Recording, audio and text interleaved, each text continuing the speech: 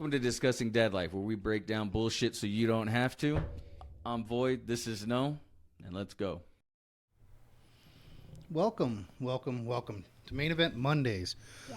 So we got some updates, I guess, on primary results. Super Tuesday, I believe, is this Tuesday.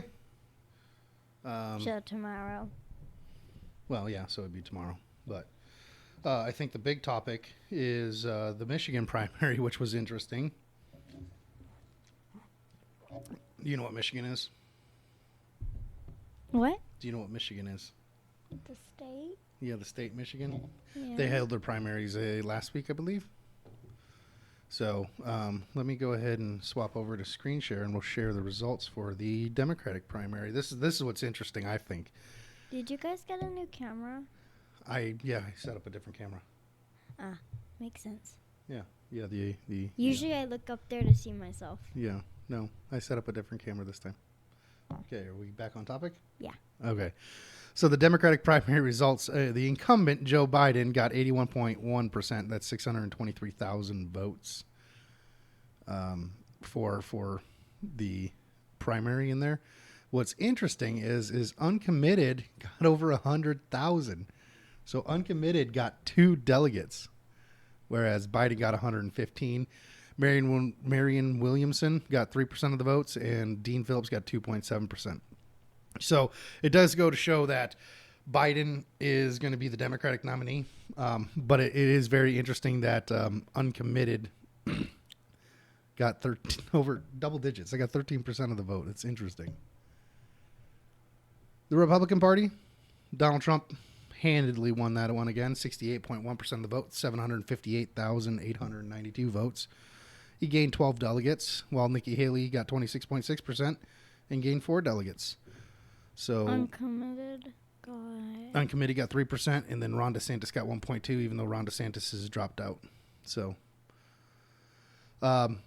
if you look here, you can see that 758,892 votes.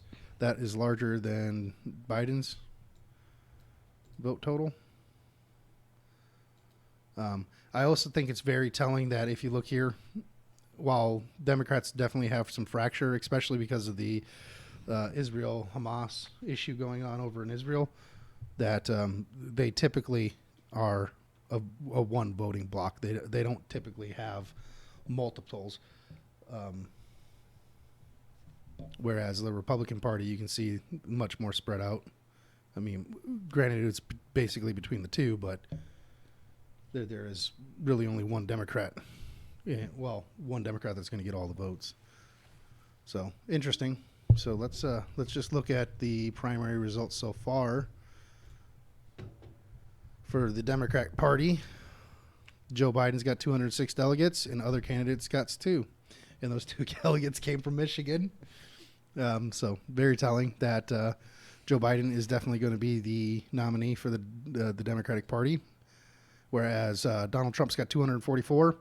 That he needs 1,215 to win the nomination. So he's well on his way. He needs about just a little under 1,000 votes left before he locks that in.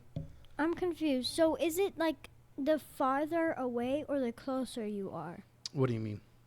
Okay, so you see that white part of it? This part? Yeah, and then the red part? Uh-huh. Joe Biden has less of the blue part and more of the white part. Does that mean he's winning? No, that just means that Joe Biden has 206 delegates. He needs 1,968. So this represents 206, and this represents the 1,762 that he still needs. Whereas on the Republican Party, Donald Trump only needs 1,215. He's already got 244. So this represents the 244. So is he winning right now? And this represents just the under 1,000 that he needs still. Make sense? Yeah. Is he winning? Donald Trump is by far winning right now in the Republican primary. Same with Joe Biden. He's winning on the Democratic side. So, yeah, primaries are shaping up to be exactly like everyone thought. It's going to be a rematch between Donald Trump and Joe Biden. What's really interesting, though, is the fractured nature of the Democratic Party. Whether or not that means that those voters that are being uncommitted to Joe Biden would switch to Donald Trump is highly unlikely. However, there was some work done or some polling done on independent voters. Let me just see if I can search for it.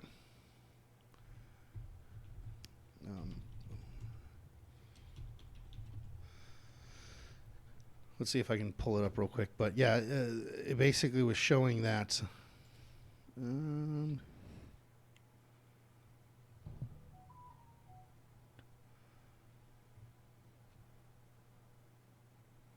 Yeah, I'm just trying to peruse real quick and see if I can find it. Where independents are more looking at. Stop. It's fun to fidget with. Yeah, I know. Quit fidgeting. Why? Because. Yeah, I'm trying to open this one here. Who's the head of Republican? Yeah, so let's see. We're at 538. We're looking at polling. Here, let's just switch back over so you guys can see what I'm looking at. The Rasmussen reports Joe Biden's job approval, 42% approve, 56 disapprove. So he's underwater there. Joe Biden's approval for the New York Times and Siena College, 36 and 38 approve versus 59, 61 disapprove. So he's underwater. Harris has him underwater. General election has Biden. Reuters has Biden and Trump tied at 36. New York Times Seneca has Haley beating Biden 46-37. Haley 45-35. Trump 48-44. Trump 48-43. Trump 43-38 on the Harris. Trump 52-58 on the Harris. These are all done at the end of February, so not too long ago, about a week ago. Democratic primary has Biden handedly winning pretty much all this. Ooh, look at this. Harris poll has Harris winning over Phillips 51-12. That's telling, though. Biden's dropping. You're looking at Biden's in the high 70s, mid to high 70s, and you got Harris just pulling almost even numbers. That's sad. Republican primary has Trump handedly over Haley. Basically same numbers, so that's pretty indicative that we're going to see a Biden-Trump rematch. Donald Trump's favorability among Republicans, 83% find him favorable, 17% find him unfavorable, and I'm pretty sure most of the people that find him unfavorable actually disagree with him because he's more of a moderate. Did you know that? Well, I don't understand anything you're talking about. Okay. What's admirable? Favorable? Favorable. It means that they think they're doing a good job. So in this one is favorability among Republicans, meaning which one do you prefer? Do you prefer Donald Trump or do you prefer someone else? And they're saying that they favor Donald Trump over anyone else. Same with this poll, favor him over anyone else. So most people favor them? Most Republicans favor Donald Trump over any other candidate. And then 17 of them don't. Yeah. Donald Trump's favorability. Now, this one switches because this is looking at overall. He's only favorable by 44%, roughly. Joe Biden's favorability. Look at this. This is actually really interesting, Moo. Donald Trump is more favorable than Joe Biden's favorability in the general public. Mm-hmm. And keep in mind that most people don't agree in the world, right? So, and a lot of Americans don't agree on everything. So the simple fact that he's polling roughly half the population and Joe Biden's polling less than half the population, It's pretty cool. It shows that people prefer Donald Trump over Joe Biden. What's that? What's that? Which one do you prefer? Out of the two, Donald Trump. Joe Biden's destroyed this country. Yeah, kinda. Everything's so pricey now. Everything is pricey now, and that's thanks to Bidenomics. Bidenomics was definitely a destructive force that hit the American populace. What is that? Yeah, general election. Look at that general election from February 25th to 27th from YouGov, the Economist. 44 and 44. It's dead even. which is sad because there is a lot of people that hate Donald Trump. So if there's a lot of people that hate Donald Trump and Biden's pulling at the same numbers, that's actually bad. Plus, the other thing that I've noticed for the past, like, since 2016, 2012 timeframe is polling for Republicans actually always is suppressed. So if this is 44, that's probably actually closer to like a 48, 50.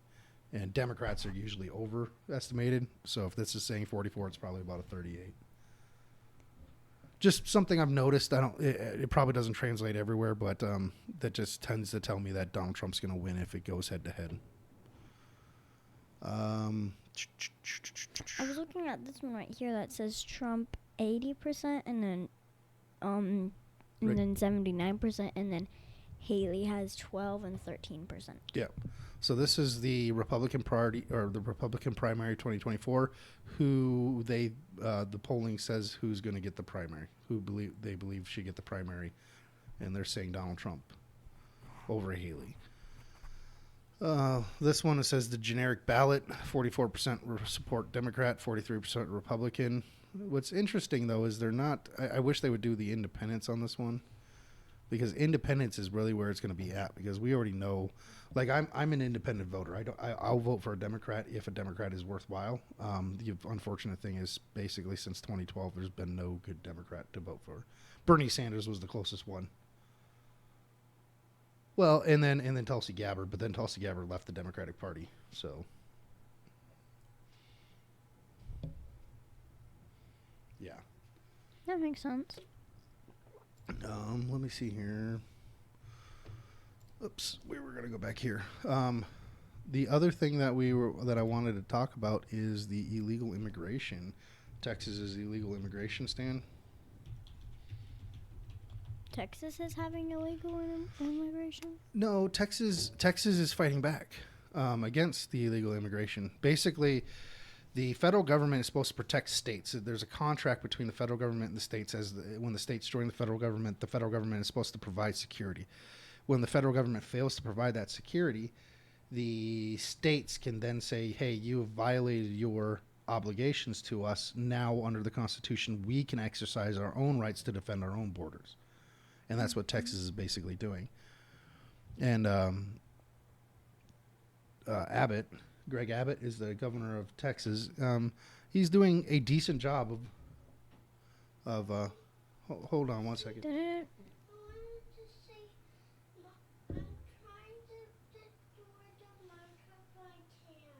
Oh, okay. Can you give me 3 or 4 minutes and I'll be up there to help you? Okay, I'm going to give you 3 minutes. Okay, thank you. Just so you know, that was my little son. He's playing Minecraft right now. He's very into it. If you follow me personally on social media, you saw the video. It was hilarious. Hilarious, right? He just kind of like... He was like moving as like the character. Like he's walking as he's the character, and then he's turning and then like backing up. It's hilarious. It was pretty cute. So he's gotten so into it, but he needs a lot of help with it. So if you follow my personal social media, you can definitely check that out, and it's hilarious. It is. But yeah, so Texas is fighting back against it, and so there's been lots of developments in it. So Texas' new illegal immigration law, SB 4, blocked by judge. So there was a temporary halt blocked by the judge, saying that they got to go through the courts and figure out the issues. But the federal government is basically suing the citizens of Texas, saying, no, you will suffer illegal immigration at the hands of us, and if you don't, we will bring law enforcement to bear upon you.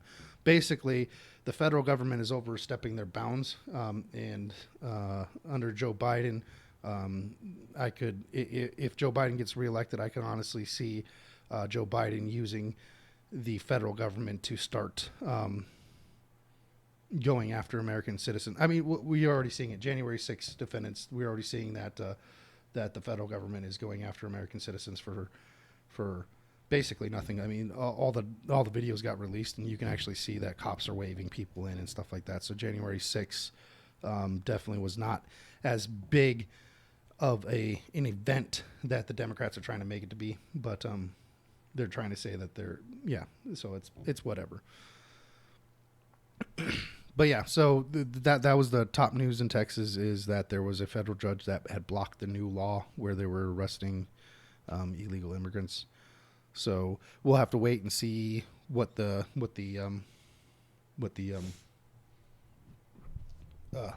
judicial system has to say about that. Oh, and Donald Trump got a win in court, the Supreme Court. Hold on, let me see if I can bring up this article. Why'd you slap me? What? Why'd you slap me? I didn't. I just tapped you because it was exciting. Because this one's interesting. Oh, okay. Immunity.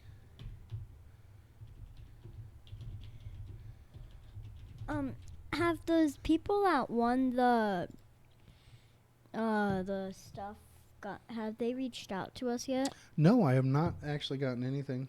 I was going to give them about one more week to see if they reach out. If they don't reach out, then No, it is what it free is, you know. stuff. Okay, so Supreme Court narrows its lens as it takes up a ruling that rejects Trump's broad immunity claims while protecting some core presidential functions will not unduly chill a president in office from exercising key powers. Goldsmith says, blah, blah, blah. That's not what I wanted to launch.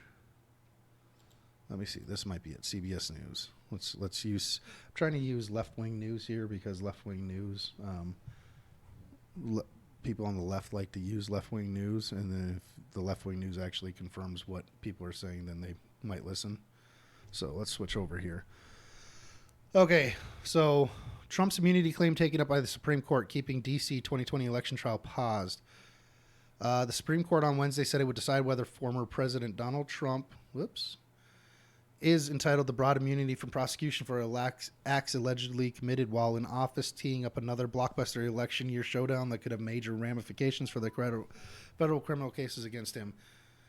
The unsigned order from the High Court granted special counsel Jack Smith's request for justices to decide the issue. The justices are set to decide the question whether and if to what extent does a former president enjoy presidential immunity from criminal prosecution for conduct alleged to involve official acts during his tenure in office. The court, which has a 6-3 conservative majority, well, that's actually not true because the lead justice, I can't remember his name, tends to side with the Democrats more than the conservatives, so it's actually 5-4. Even Neil Gorsuch actually sided with had some really interesting interpretations. So it's not really 6-3; it's more 5-4, sometimes 4-5. So I mean, yeah, whatever. We'll hear arguments in the case during the week of April 2022 or 22nd. Its order indicates that proceedings in the case will remain on hold until it issues a decision is expected by the end of June. The intervention from the court marks the second time in a month that the judges have weighed in on a case with tremendous implication for the former president. Early in February, the court heard arguments over whether Trump can be excluded from Colorado's primary ballot over his actions surrounding the attack on the Capitol on January 6th. Again, notice the framing. Surrounding the attack on the Capitol. There was no attack on the Capitol. There was a riot that broke out because people were fed up with the Democrats, but a riot is far from an attack. And if we're really talking about exaggerating, they are exaggerating, right? Because the May 26th of the Summer of Love, when BLM stormed the White House grounds, burned down a guard shack, burned down a church, forced the president into a bunker. That is more of and that was a riot. I'm not even going to say it was an attack, but that was more of an extreme action than what happened on January 6th. So wait, they forced who in a bunker? President Donald Trump. They forced President Donald Yeah, Trump. yeah. They injured well over, I think it was 200 federal and local police, Secret Service. That's who was charged with protecting the president. Yeah, they forced. I don't know what that is. They forced Donald Trump into a bunker for his safety. Oh, I thought you meant the people that rebelled or something like that. They did rebel. These were BLM activists rebelling.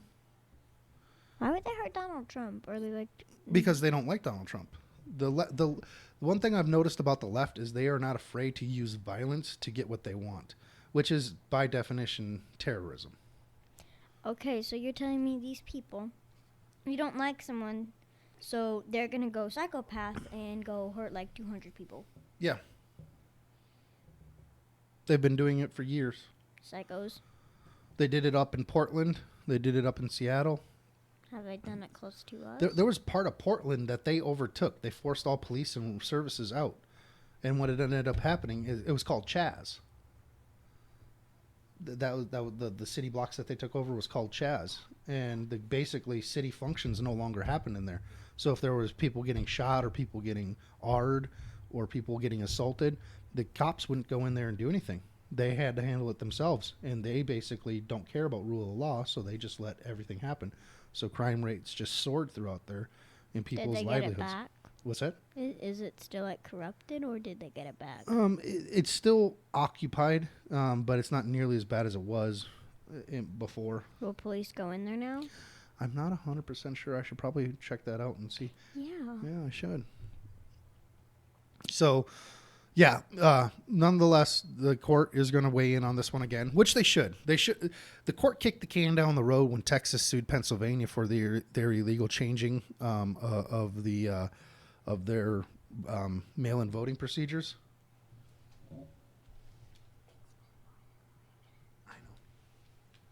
I know. It's okay. It's just an expression. It's just an expression, He's sis. probably mad. It's okay. You'll be fine. He probably figured it out by now. Yeah. Hopefully. So, yeah. Yeah, so they're going to decide on the immunity claims. The immunity claims is actually, this one I think is absolutely bonkers that they're even going to try